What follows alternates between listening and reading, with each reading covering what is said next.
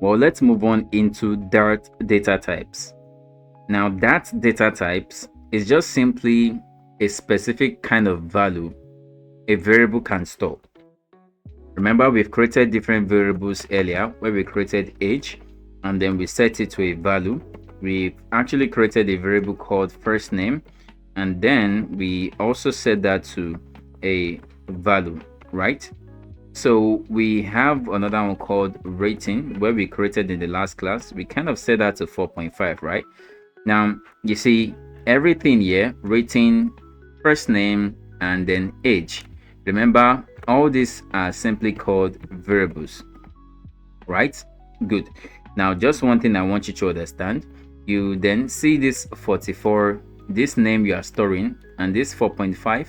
You see everything here, the 44, the J, the 4.5, they are all data, okay? But this data, they are different, right? You know, this one is just storing a whole number.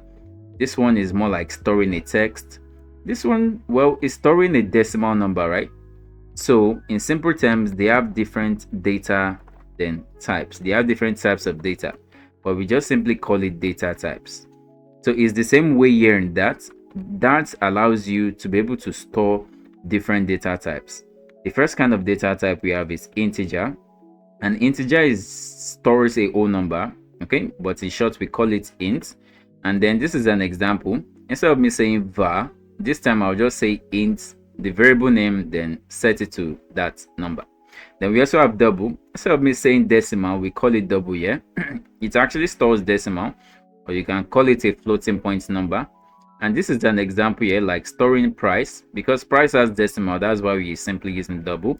We also have string. Well, string stores text, or anything that is storing text or that stores text.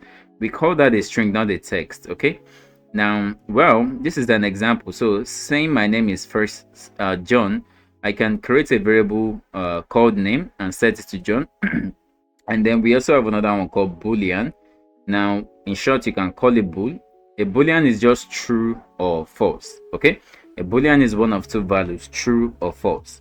Okay, so anything that is storing either true or anything that is storing false, we simply call it a boolean. Okay, so it is either a true or false value. Good. So these are the main data types you just simply need to know since we are getting started.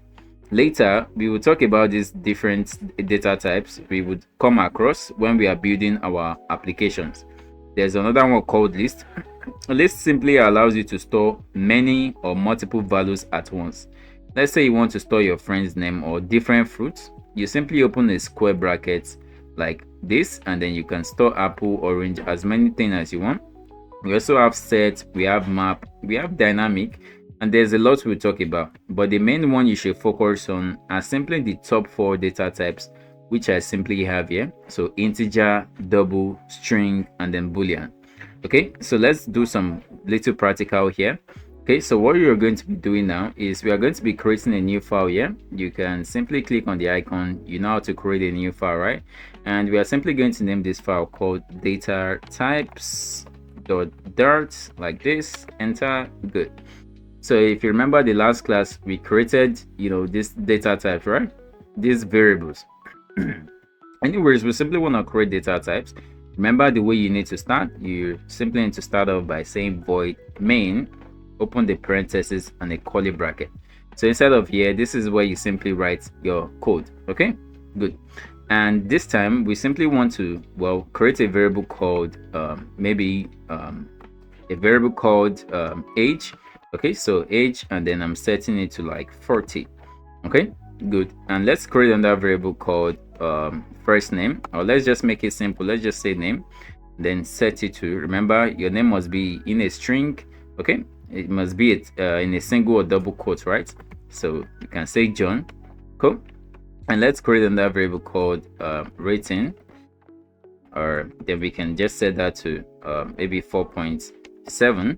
okay, and well, let's create another variable called whether you're learning right now. So let's say is learning. You can use underscore, let's just make it simple, is learning.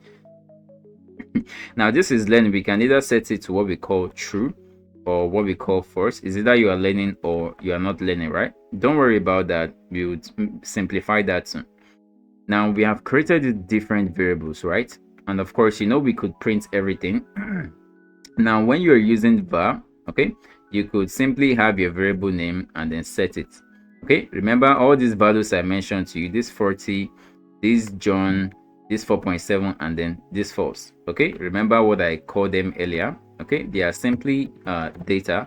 Okay, but in fact they have different data types. Okay, they have different types of data.